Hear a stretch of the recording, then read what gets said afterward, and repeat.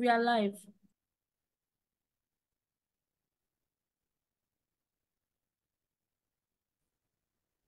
Hello, everybody. Welcome to our February 2024 edition of Ethics Compass. Today, we are going to be talking about media ethics and media professionals in Nigeria. And we are very excited to have a conversation around this very important topic. I have here with me on the panel, first, Mrs. Leah Katung Babatunde, the CEO, Sabam Media Services, Abuja. Leah, you're welcome. Thank you very much. Thank you. Okay, so I also have Chinyere Godwin, on air personality, Kiss FM Lagos. Chinyere, you're welcome. Thank you very much. We're also supposed to have Chris Njoko, News Agency of Nigeria, Cross River State. Chris, if you're here, say a word to our listeners from across the world.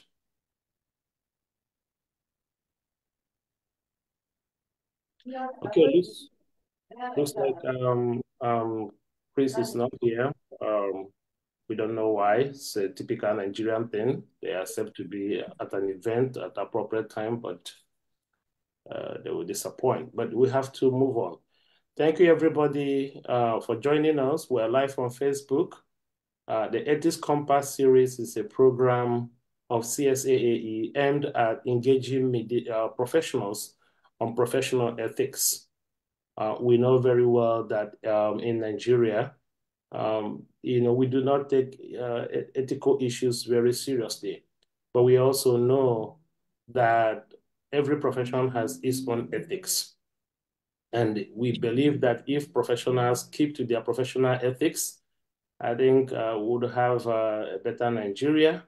And I think that, everybody will be doing their work and things will just be fine. Unfortunately, not everybody keeps the media ethics. So today we should be looking at media professionals and media ethics. And we'll be having some vital conversations around this, especially as it concerns media practice in Nigeria. The mainstream media comprises of the TV, the radio, and the newspaper. And we have invited one person from each of the sectors to be on this panel today. So I will begin from Leah, who is in the TV sector, and I know she works with NTN too, NTA Abuja, or she used to work there. She'll probably clarify to us. But Leah, do we have media ethics in Nigeria? And what do you even understand by media ethics? Yeah, of course. Good afternoon, everyone. Yes, indeed, we have media ethics in Nigeria. It is functional, and in fact, it is a prerequisite for having a BSc in mass communication. You must study that course. It's part of the courses we get to study in the university. And what are those ethics? For instance, let me mention, I hope I'll have enough time to mention and explain them. So there's the issue of editorial, there's editorial, which means that your editorial perspective must be factual and accurate. And offhand, I will also mention that there is the issue of nationalism. That is, whatever you're broadcasting as a Nigerian should be of national interest and should also protect the interests of the country. This is practicable in every country you go to. And I will cite some instances as well. You can be, Father, you're in the US, but Yes. the news you receive there is different from what we here receive. That is it. What they broadcast to the outside world is different from what they broadcast to the local audience in the US. So it is the same thing that is applicable all over the world. Even though here, I would say to a large extent that the bulk of what we broadcast just goes out there for the whole world to see. But you've got to, at a point in time, protect the country you're coming from. And then you protect your source. If the source does not want to be mentioned or you don't have the authorization to protect them, it means, to disclose them, it means you will have to protect them with your life if you have to. That is also there. Then there's the issue of transparency. Where's your funding coming from? You should be able to tell the world that this is who is funding me, and this is where the funds are coming from, and this is how we're expending those funds coming in and on what. You get to see that in a good number of tabloids. You say this is in partnership or in cooperation or is being sponsored by, we've seen a MacArthur Foundation do a whole lot for media houses here, for instance, and the Center for Investigative Journalism as well, doing a whole lot for the media here. If you are broadcasting or you're doing a story that involves a minor, you shield that minor, you blur their faces if they are in pictures, for instance, or you code their names. That is part of the ethics as well, and also part of the conduct you have to exhibit. And then there must be fairness and equality. So that's where a lot of people get it wrong.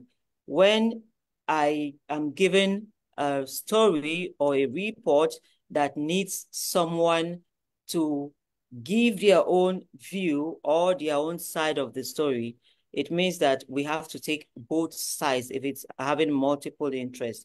And then when I come and knock at your door and you refuse to open your door, you say, I don't talk to press. That is response enough. So you don't go to court and say, oh, they didn't give me fair hearing, but you got the opportunity to give your fair hearing and you chose not to. Even not picking your call or deciding not to respond to an SMS, or you just give a response, no comments. So you now leave the journalists to give their own interpretation, and they have given you that that aspect of fairness. So yes, indeed, we have ethics. It works for the country, and it works for those practicing actively. And there's, let me not forget one other major one that is also a problem here, and that is the issue of intellectual rights and property. So if you're using someone's material or another journalist owns what you're using, you've got to give them credit, or you take permission from them for using their works because it is their intellectual work. You don't go taking other people's stories and then you pull out their identities and put in your identity there. That is theft. It is theft. So it is a major one that that has actually taken over the space, and hopefully we get to find that one out too. Thank you. Thank you so much. Thank you so much, Leah Babatunde, for first accepting that there's something like media ethics and Sure. going a step further to detail. I mean, I'm sure it wasn't exhaustive, but at least to a large extent, you gave Yes, us. it wasn't actually. I don't want to keep talking. Okay. That's okay, no problem.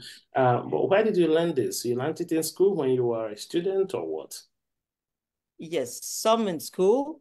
And then, of course, if you're joining a media organization, the ideal thing is don't just give an ID card and tell the person go there. There's something called house style, either for writing, for broadcasting.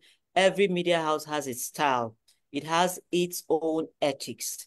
It has its own focus. Like, for instance, you can have a women-targeted radio or TV. So it means that whatever you're doing has to do with just the female gender to a very large extent.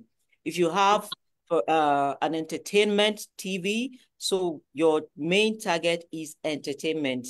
So every other thing falls in line with that. So you will need to train your staff and you will need to run your house style by them so that they can imbibe it. But the ones I mentioned are the generally accepted codes that every media house has to abide with. Yes.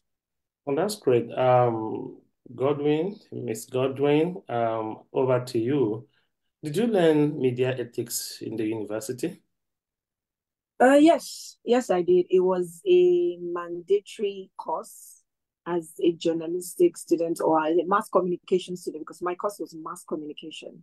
So, as a mass communication student, you have to. It had one of the biggest units, in fact. So it could affect your GP if you don't pass it. Oh, and So that's we good. had to. Okay, well, that's good. So what did you learn in media ethics? Well, a, a bulk of what I know now is idealism,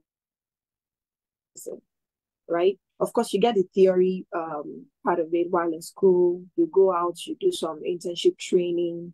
And one of the things I learned is the ability to detach yourself from a story, right? Okay. The ability to detach yourself from a story. So a lot of things can come into play because Nigeria, we have diverse cultures, traditions, we have political affiliations, we have friends and connections here and there.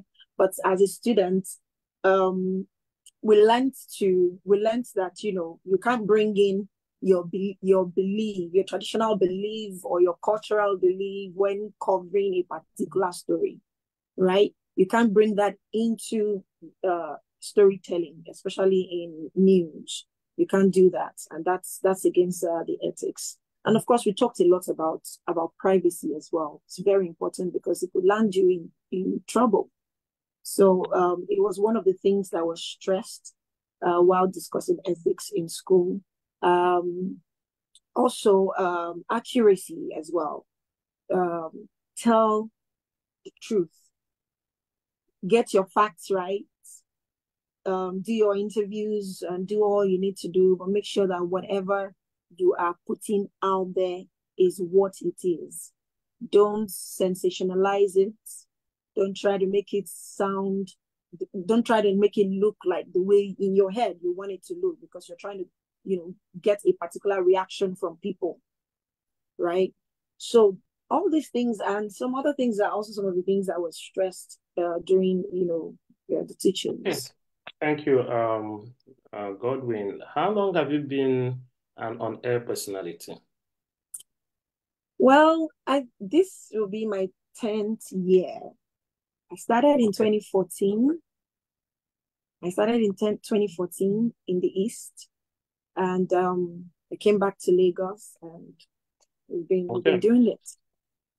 Now, these past years, have you had the opportunity to be trained in ethics by your organization? Like, has there been some form of capacity building or workshop or in-house training focusing on media ethics in all the organizations you have worked for? Yes. Go ahead, tell me about it. Okay, so it might not really be media ethics per se, but there's been training as news managers, news editors. So all of these ethics come in play when they're training you. They're telling you how you can manage stories, how you can tell stories without getting into trouble. Considering your employers and your house style, and because there are stations, a lot of them in Nigeria that are owned by politicians, and if you work in such organizations, you are caught in between telling the story, especially if it's going to affect the party of the person who owns the station you're in. You want to be careful the way you tell such stories. So all of these things are discussed. They are all conflicts of interest. All of these things are discussed during training. Okay, Leah, you've been in the TV space for some time, and what would you consider to be the most ethical challenge that media professionals in the TV space, maybe also in the radio space or in the print media, what would you consider would be the most ethical challenge that you hear from people and that you think that media professionals face in Nigeria? I'm not saying across the globe, but in Nigeria. Mm. I think that's that's an interesting one, and it's an offhand kind of question. Actually, I started out wanting to be a print journalist, and I was majoring in that until my third year in the university. And one of my lecturers says, "No, you can't take this voice to print. You need to go into broadcasting." And so I deviated, and perhaps, Father, you wouldn't know, but I've actually worked in a radio house, and I have moved around beats. Yes. So let me tell you, it is one straight thing. The media space in Nigeria practically leaves you, the journalist, to struggle for your well-being and your welfare. And it's a sad one. It is a sad one because you would look at your take-home package and ask yourself, do I have an insurance that if anything happens to me today, my family can fall back on? I think that should be a 90% no. And I stand to be corrected. So you need to look good, smell nice, do some research, catch up with trainings, and do a whole lot more. And you need to fund it yourself. So that is where the ethical question mark is, which I refused on purpose to mention earlier. Financial gratification. So a whole lot of journalists are left to wait on who is going to fund them. And as the saying goes, whoever is the player of the piper, right, dictates the tune. So it becomes like, okay, today I wake up and I'm hungry and I don't know how the day is going to end. Who is that person I can go and meet and do a story on that is going to give me some money to take me by the day? That's embarrassing. And I put that blame at the feet of the media owners because a good number of them just employ people and they give you an ID card. Then that ID card, you can use it and make a living out of it. It's sad, and it brings to question your integrity. I mean, you're out there making all the waves, getting all the knowledge and putting it into practice, but you are having to fend for yourself, not the organization you work for. You cannot guarantee at the end of the day that you're not going to falter. So yes, so that's the major crisis that I would say is facing a lot of the media persons around. That's interesting. Godwin, Yes. is this do you have the same impression? Do you Yes. corroborate what she said? Is If that the if same you check experience very with well, you see you? that I'm nodding.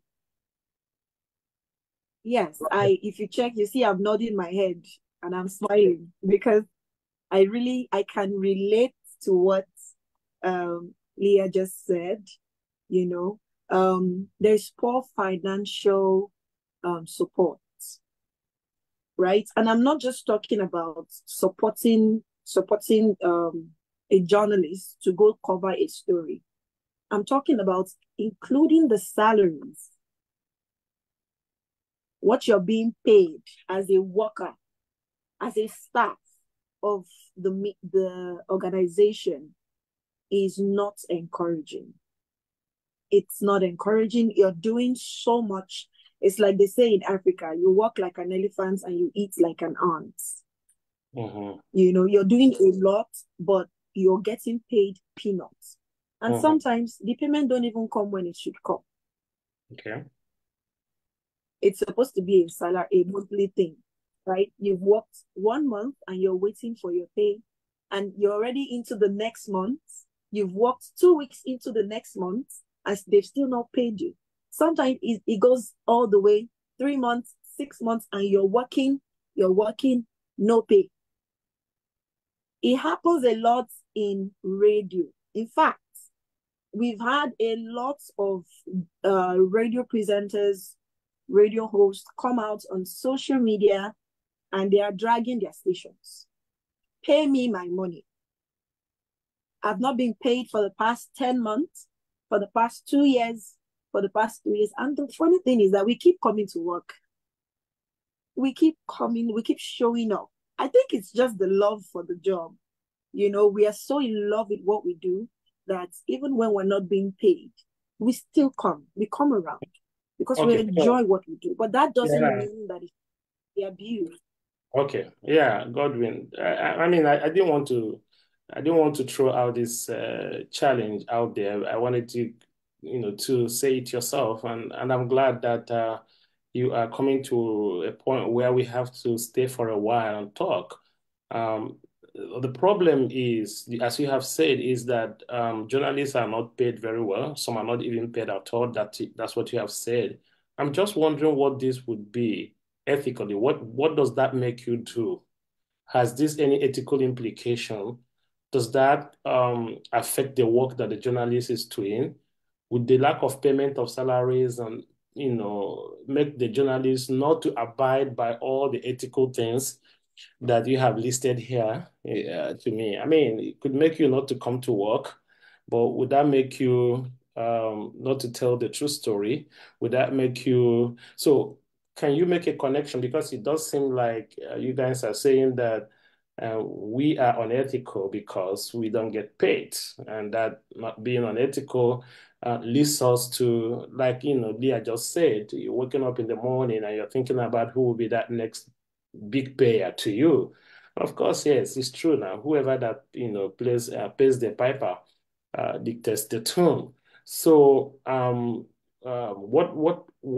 Tell me more how this lack of funding, lack of payment, proper payment, financing of journalists and media people have contributed to breaching of media ethics by media professionals across Nigeria. And Godwin, I'll begin with you. Miss Godwin?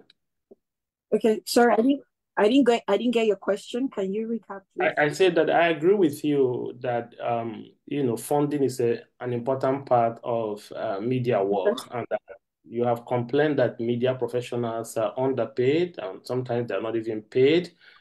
So I was wondering what connection this has with the professional ethics of media. Oh. Yeah. So how does that affect all the professional ethics you have listed at the beginning? How does that affect being by them by a professional? Well, it does. It does a lot because, like Leah mentioned, right? Money is very important, right?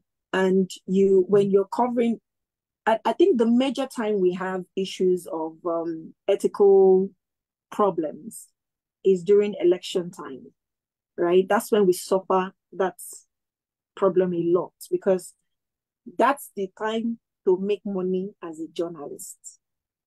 Sorry to say, but that's it, right? So for a journalist that is being paid and does not maybe have personal morals or personal values or rules and regulation that she goes by or that he goes by, outside the job, just as an individual. Because now what will now play out is your personality now, who you are, right? Because you are now faced with opportunity to make money and then doing the job properly. So you're not supported financially by your station, you're not well paid, you have bills to pay, you have fees to pay, and then a political a politician campaigning for the post of the local government in your community or something is saying, let me pay you so amount of money, please cover this story in such a way that I will get support. If you don't have personal moral standards, you will go for it. I think I attended one of the training where one of the speaker was talking about how she went to cover a story, and they presented, we call it the brown envelope. They presented brown envelope to her. Of course, when they give you such, you know what they're telling you. You know, they don't need to spell it out. And they presented it to her. And she said she collected it because she needed the money. She collected it, but she still told her story, you know, as accurate and as fair as she wanted to. So there are people like that who will still collect the money and still tell their story, and nothing would happen. But there are situations where you will collect the money, tell the story, and they will come after you. So you can't play both sides. It's either you're there. So thank you, Godwin. So what I hear you say is that because journalists are not well funded, um, they just have to, uh, you know, follow the dictates, the biddings, or just have to satisfy whoever that is paying them. As for example, politicians, when they give you money, you have to tell their own side of the story, and this is very unethical when Right. it comes to media practice, because media professionals are supposed to be fair, to tell the truth, to report things as they have happened. And it's actually a shameful thing for me. It's a shameful thing that journalists even have to collect money from people to tell their stories for them or to report events.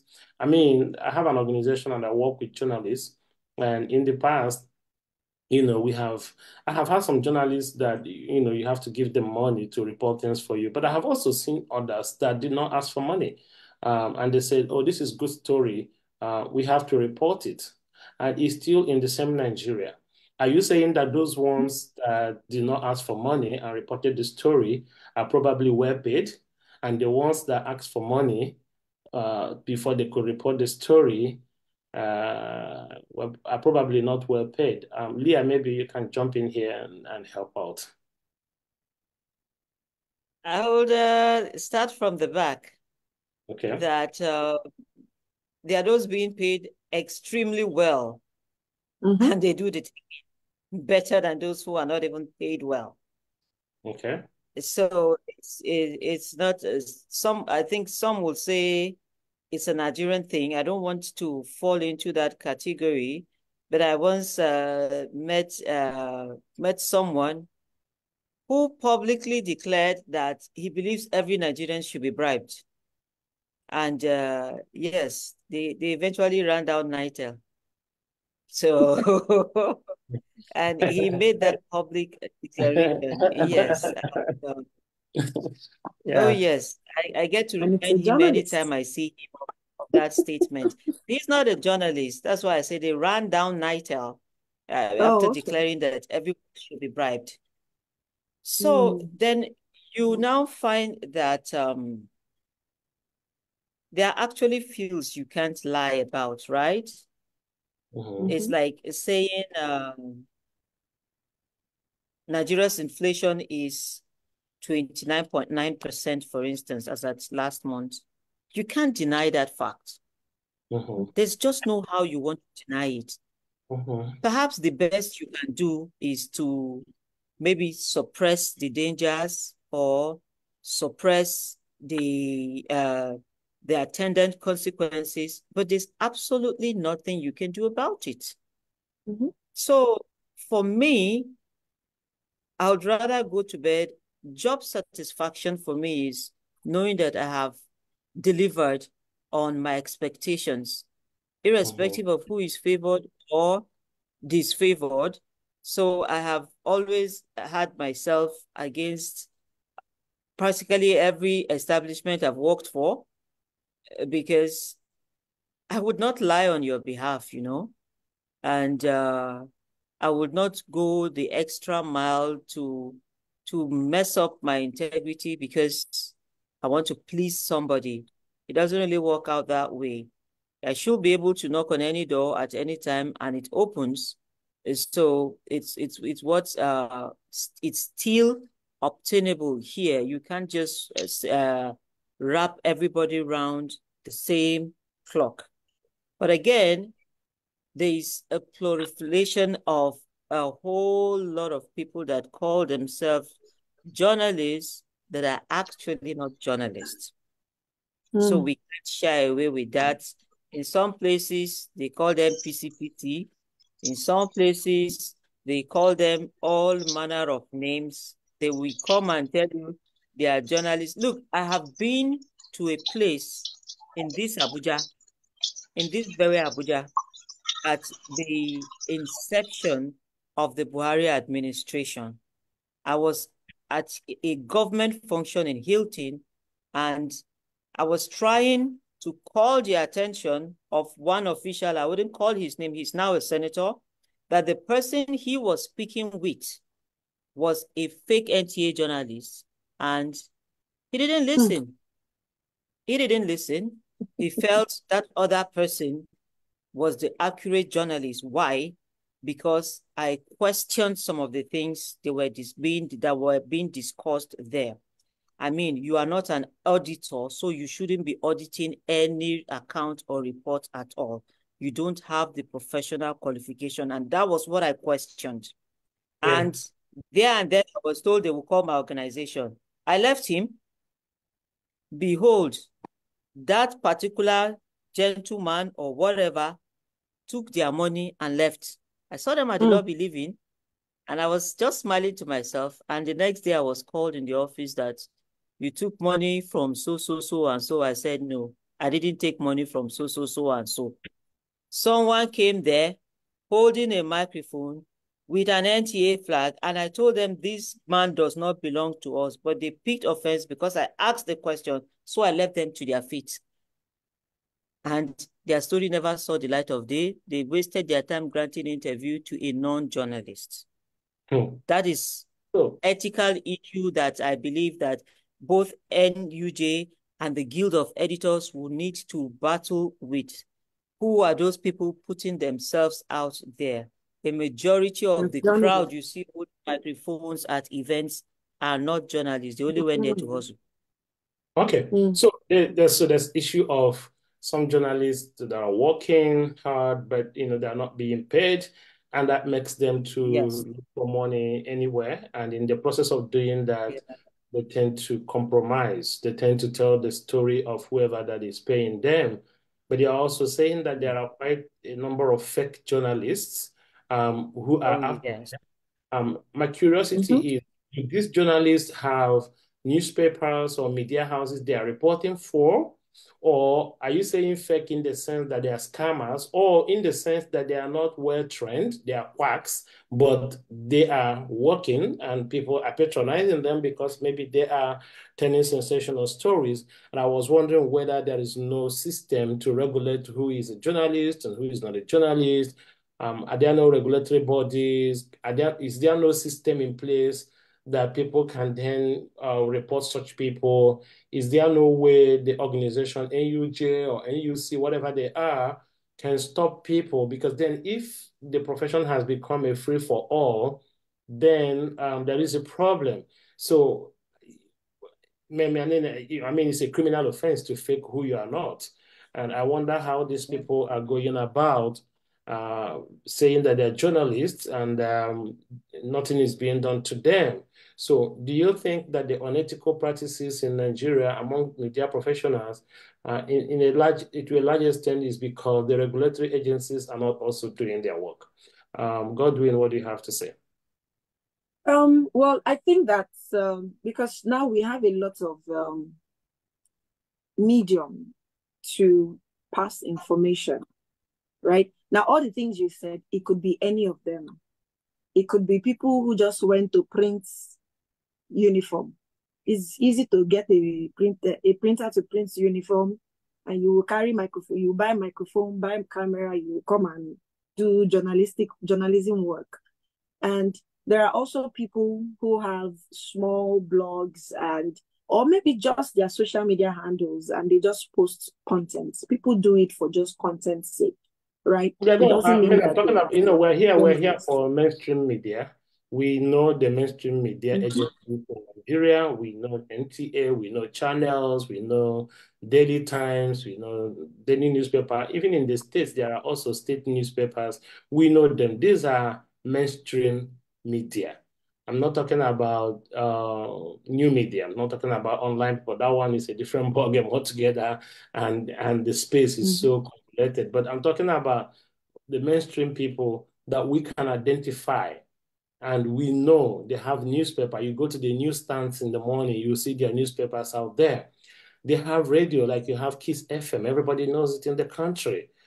So these are mainstream, and you guys are the people we fall back to when we find conflicting information on social media, when we read the blogs you're talking about, when we see things on social media. We want to go back to the mainstream media to see if that is correct, if that is true. So my question is, do we have quacks in this mainstream media? I'm trying to distinguish between a scammer and a quack. A scammer is somebody who says, like, Leah has said, you collect money, you run away, you don't publish, it doesn't show anywhere. And a quack is maybe somebody who is not a journalist or is not well trained, or maybe even a media house that is just not that's just there doing their own thing. I know that there are some journalists, some newspapers that many people do not take them seriously because of the quality of their production. Whereas there are other newspapers that people take very seriously.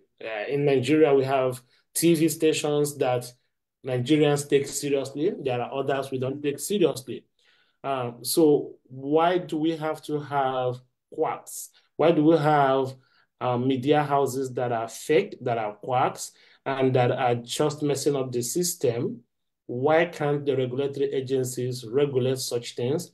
Are people just becoming journalists, jumping into journalism without even having a certification, having a training? I'm sure you have your certifications, you have associations, because that could also be part of what may be contributing to unethical practice in the media. So I wanted to know, where is the problem from? Is this something that NUJ has to do something? Is this something that NUC has to do something? Why is it easy for people to just go and print their shirt, print this, and just start becoming media people? Why are people starting newspapers and FM without the appropriate licenses and without doing the right thing, and still they continue to function and operate, therefore bringing bad name to those who are doing the right thing?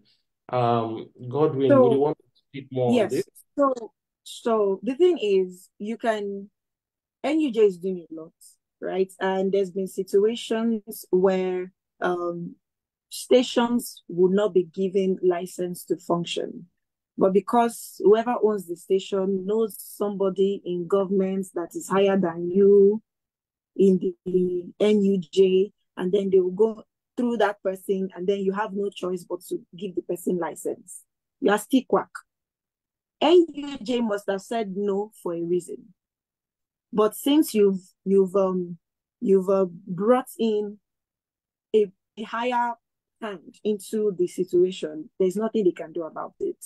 Is this thing we call government interference, right? So sometimes you make decisions and they call somebody that is higher than you in government, and then your decision is overruled.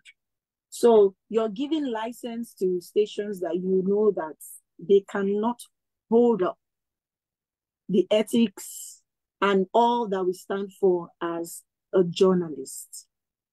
That's what it is. So there are situations like that. And of course, again, there are situations where, of course, there are journalists who do not have proper training. You have so many people come into media houses and they tell you that, oh, they went for 3 months training somewhere, or they went for 1 month training, something that took me 4 years to learn. It's taking you 3 months to learn. And you tell me that when you report a story, it will be as proper and accurate and fair as it should be, there's a problem. It's not Okay. it's not a thing you learn in 3 months or 1 month. So those are Okay. some of the issues. Yeah, Leah, would you want to say more on this, especially from the angle of the regulatory agencies and of course now the government? Are these people contributing in making you people unethical? I think absolutely I would rest this blame squarely on the laps of the regulatory agencies, and that will be the union itself and the government arm. Because I stroll into NUJ today, I see people who don't have mediums, but they have NUJ ID cards. That's a problem. I go into a media house and someone tells me I'm a reporter covering blah, blah, blah, blah, blah. But I studied maybe biology or Microbiology. something. Mhm. How does that add up? And you don't have a diploma in journalism, and then you're in a media house. These are the kinds of people dishing out disinformation. Because there's something called research, for instance, and I doubt if they will be able to go that deep to give you what you want. So it's not about just coming and you just speak all the English you want to speak and razzmatazz everybody and go. It is way, way beyond that. Because you have a responsibility as a media person to give out factual and accurate information. What you say can make or mar a nation as a journalist. Sure. So you wake up and just find it's now an all-comers affair. And then they say, no, because you're going this way. You're not, this is the other kind of journalist we want, because this one will tell you the truth the way it is. What is the truth? What is the truth? I keep asking this question, what is the truth?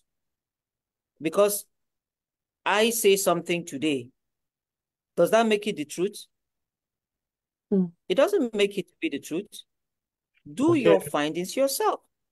Okay. That is where Thank you you. find out who is being truthful and who is not. Thank But you so the much. agencies do not bother Yeah. about who comes in or who goes out.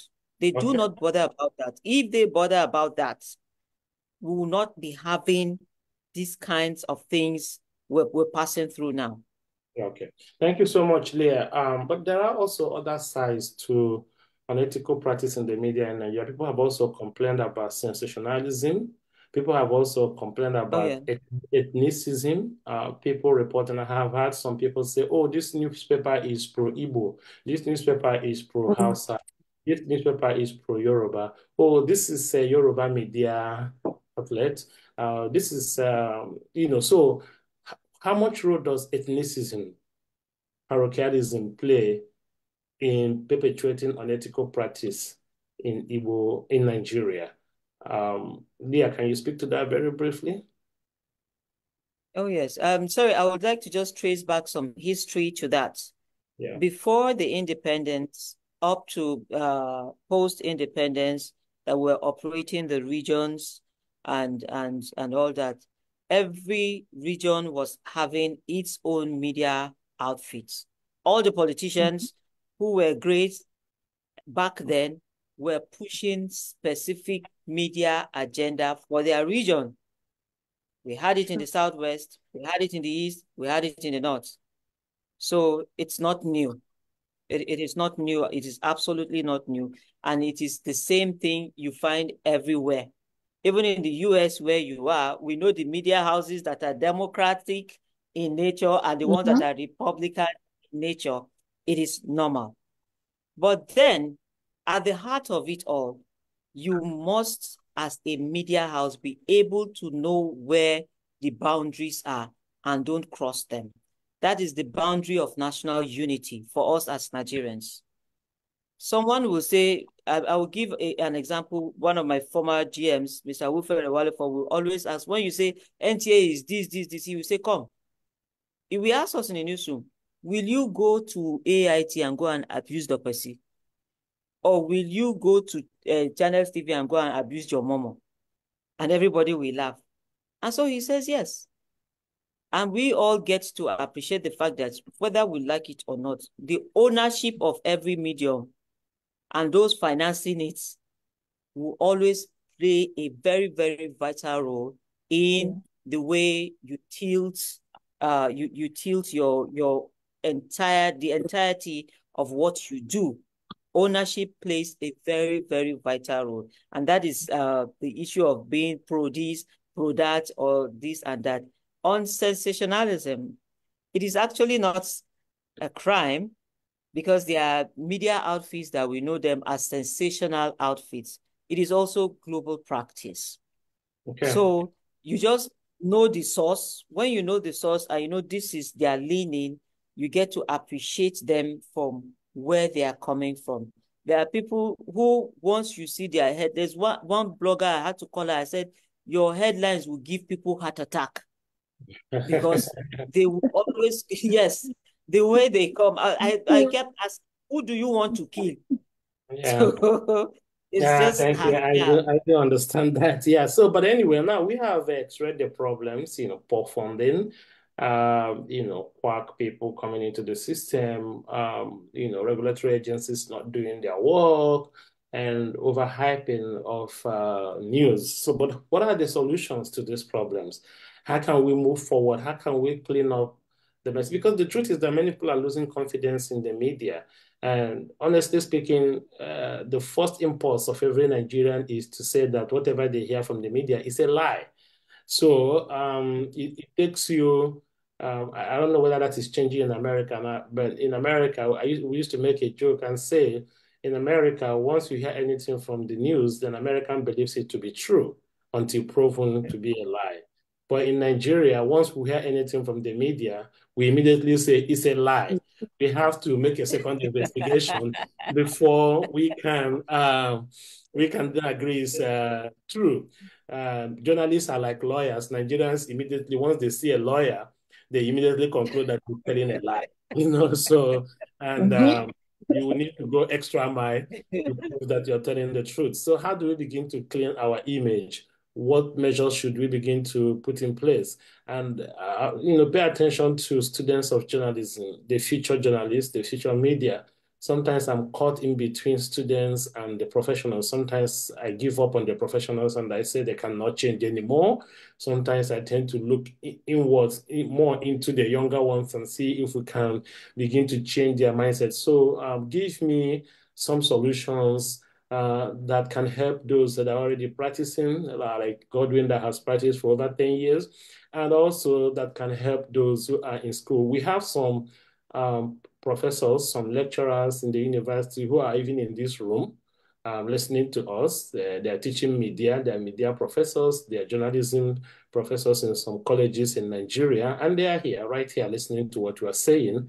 And I'm sure they will be able to take home some of the points you're making now. So what are you telling media departments in the universities in terms of media ethics and how to prepare their students who are going to be our future journalists? And what are you telling current media houses on how to ensure that media professionals are also living by media ethics? Godwin, you go first, and then we hear from there. Okay, so the first thing I would say is training of your staff, continuous training of your staff members, right? So we start first by employing people who actually studied these professions, people who actually went to school to read and study this particular profession. We start from there first. And then when they come in, as time goes on, you spend money, put money into training your staff. I think it's very important. And this is something that we don't do a lot. Maybe except for when we have one or two NBC meetings, and then we'll now talk about ethics. and blame ourselves, you know. But outside that, there are very few trainings going on in media houses. And I can understand that sometimes finance can be a problem. And that's why I recommend, partnering with other stations or joining smaller unions so that they can work together to put, train their staff members. You can't stop learning. Every day there's something new. Every day there's a new government. Every day there's a new kind of story.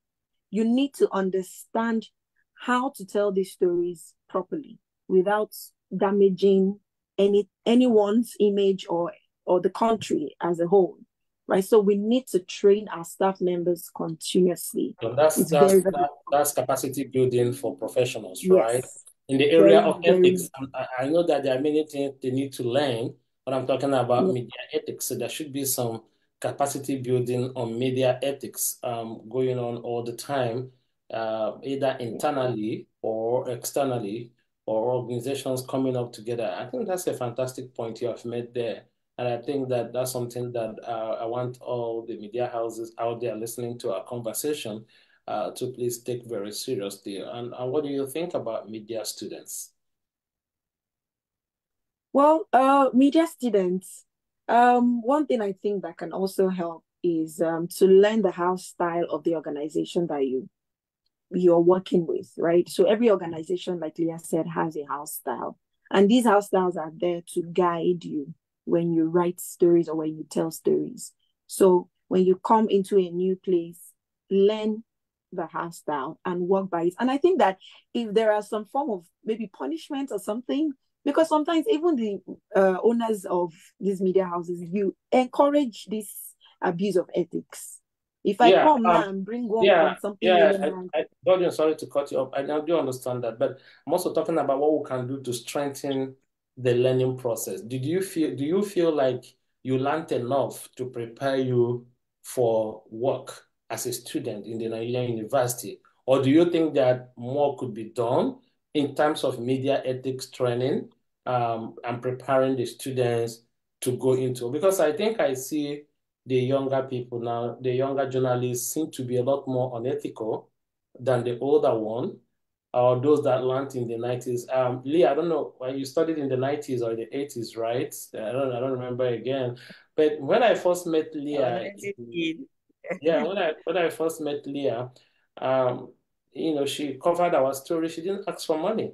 She didn't ask for anything.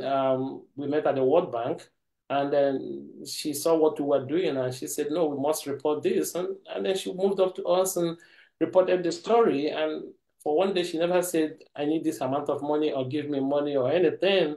Um, Maybe perhaps she studied when things were good. So how can we strengthen that? Because I'm somebody that believes so much that what we have today is pretty much a product of what we are getting from the universities and the trainings that we are getting.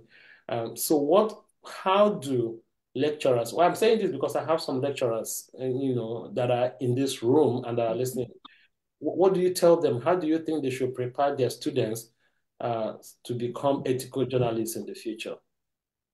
So as a Nigerian student studying mass communication, there's something we call IT as industrial training. So after spending a few months in school, they give you 2 or 3 months to go practice. Right? You go to radio stations or newspaper industry, or just go to a media house and learn 1 or 2 things. I think that's one way that you can actually teach your students. So they go into this field and they see what's really going on outside the 4 walls of a school, like experience it one for one, right? So I think that's one way to help the students understand. Give them time to practice, to go out. And then we also have times where we do our own personal research. You get a topic and then you do your yeah. Well, what if they go to these media houses and then what if they go to these media houses and they get corrupt out there? They see that their bosses in those media houses are collecting money and doing the wrong thing. Because some of them even go to this media house and they become the Ross men and Ross women.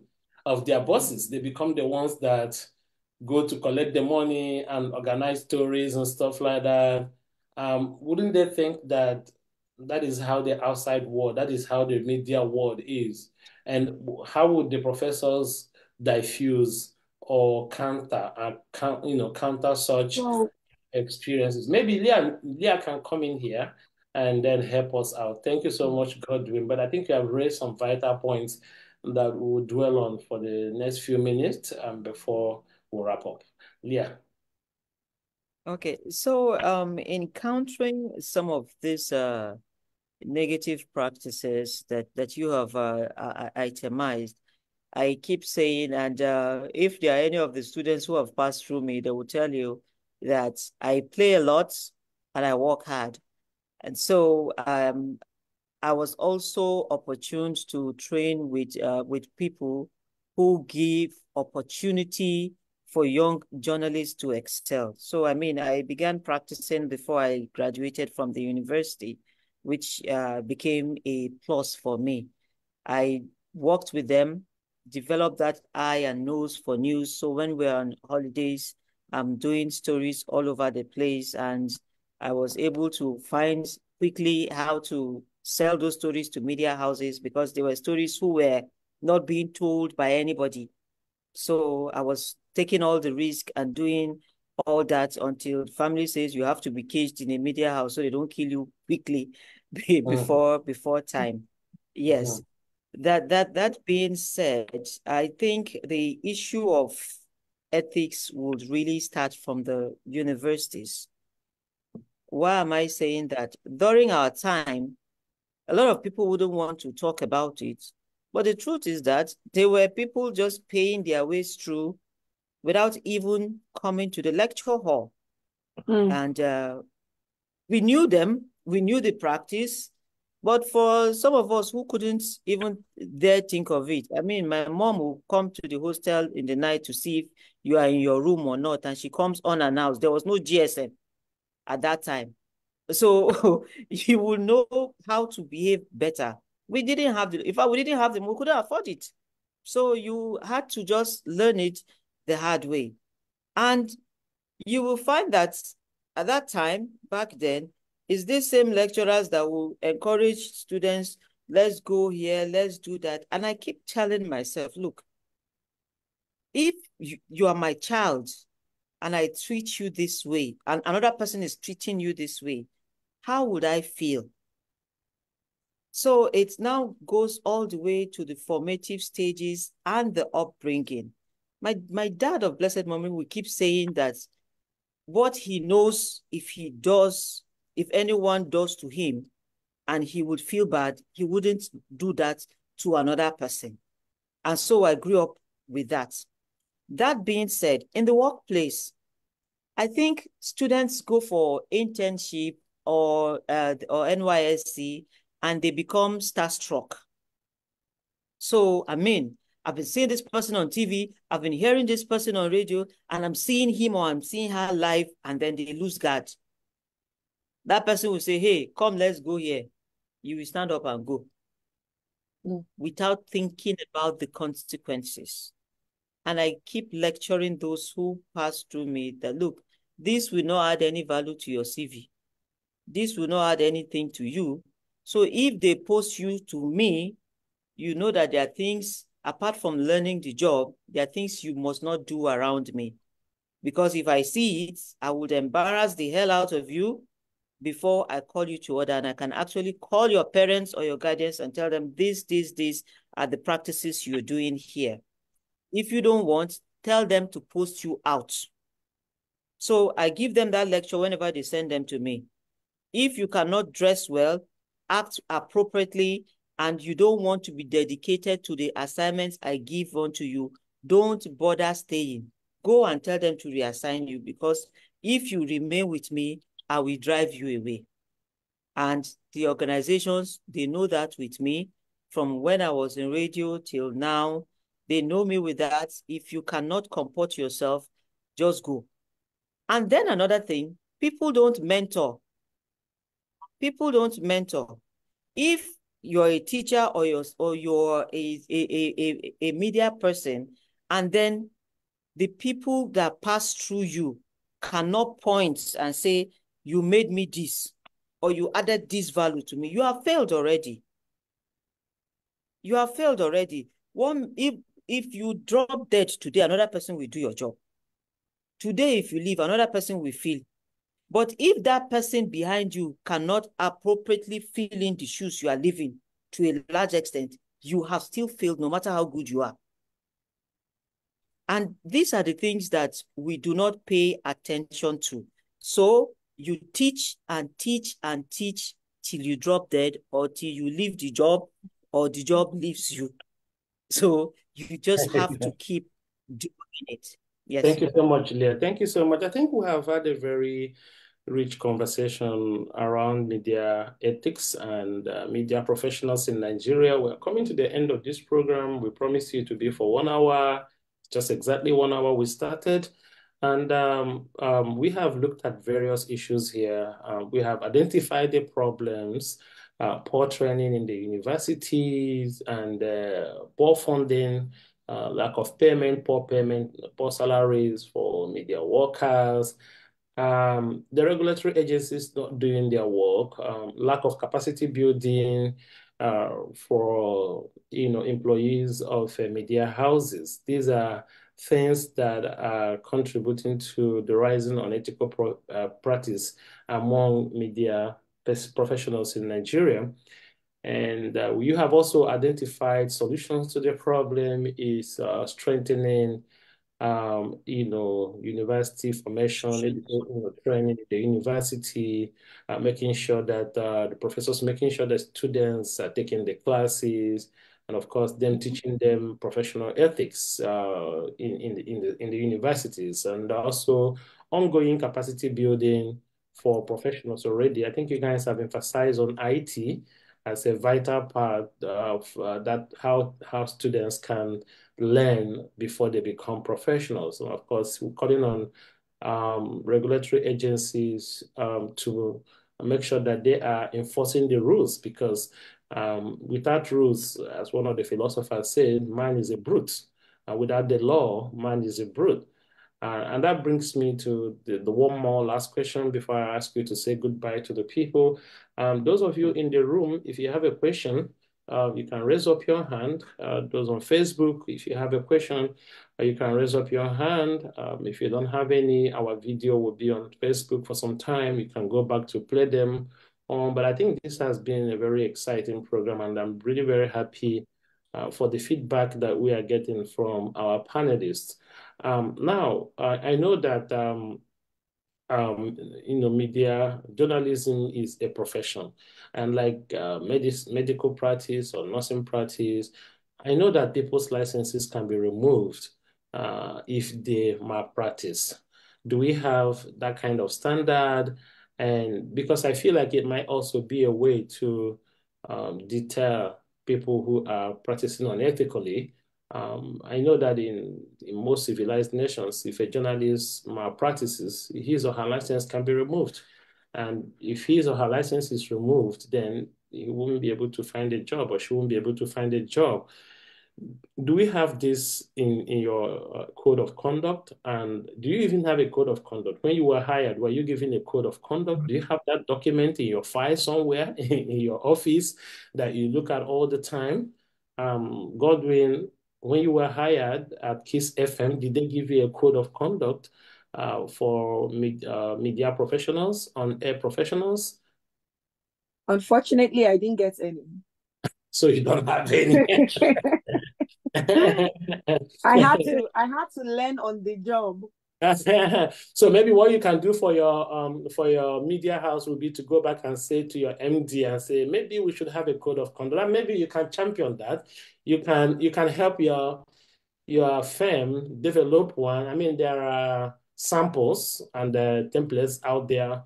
If you want to get that of CNN, you probably get it online, I'm sure, if you want to get that. So maybe you can work with our ethics program officer here to see how that can be put in place. Because also it's important, because if an employee does not have a code of conduct, so what is he going to be looking up to? When he or she misbehaves, what are you going to cite to use to punish him or her?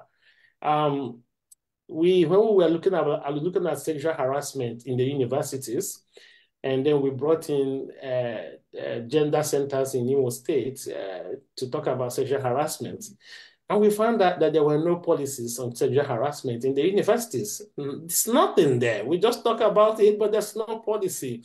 So we started working on such policies. So I think organizations should have code of conduct. Now, I mean, I know there should be an organizational one, but I think also the NUJ or, whatever regulatory body should also have code. I'm sure it's existing, but maybe they don't give you. I think your employer should be able to give you that on your first day of work.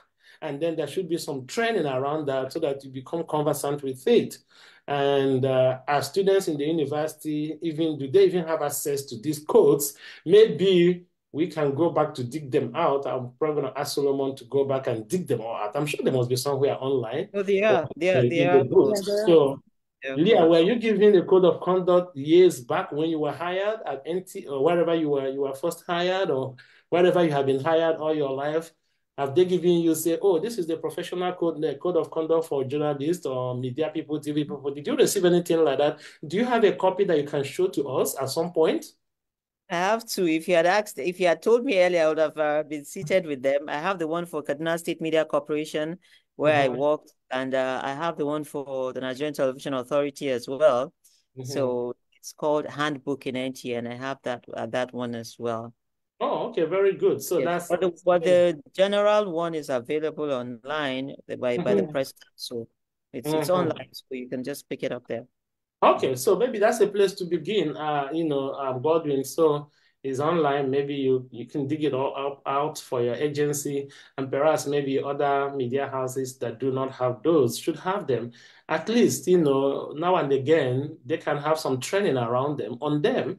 Those things are written in English language, so even if so, I don't know what companies do on their day of staff meeting or their day of quarterly meetings or occasional staff training. Even if they don't have to go and hire somebody from outside, an insider, can always, what do the HR people do in these organizations? What is their work? Why would they be keeping our employees abreast? Because the truth is that if we are not learning and unlearning and relearning, we will gradually forget. If we are not being reminded all the time, we gradually forget. So we should not be taking these things lightly, presuming that, oh, because you have learned it in school, then you will always remember. Or because it was handed over to you the very day you were employed, then you remember. They hand it over to the employee puts it in his or her drawer, and that's where it's going to stay there forever. And if there's nobody that is saying, bring out that document in your drawer, let's look at it again, over and over again, then we may quickly forget about them. And perhaps this could also be part of the problems we are having. So thank you so much, Leah. Thank you so much, Godwin, for wonderful contributions you have made here. And like we mentioned, these conversations take us to further. You can already see, avenues for more work, even from our organization in terms of, even if it is in terms of training, even if it's in terms of teaching students. And I know I see a lecturer here from the Polytechnic Nekede, and I'm sure that he would go home with a lot back to his students. And I see other lecturers here too in the room and out. So I hope they take this information home so that we can strengthen our media, because they say whoever that controls the media controls the world, controls the people. And like you have always said, the media person can make or mar the society, and that is very true. People just come up and write things on newspapers, destroy human beings, destroy organizations, destroy companies, promote criminals, package criminals and promote them to them, present them to us. Election is coming. Most of you will make devils angels when they come up, pay you money. You make them angels and deceive us, and then we vote them. And now it comes back to haunt you and I in the country. So thank you so much. What final words do you have for our listeners today, Godwin?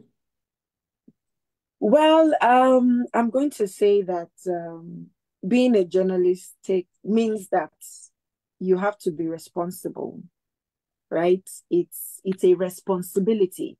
It's like the job of a mother to a child.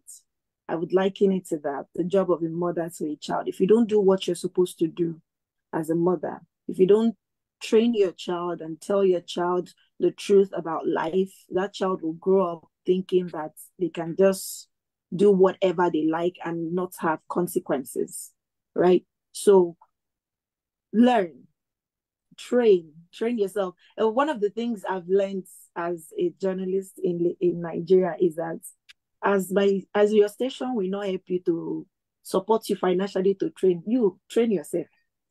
Help yourself to train, right? Um, learn those courses. You can get them on YouTube. You can have like virtual classes. Just make sure that you're learning and find a mentor.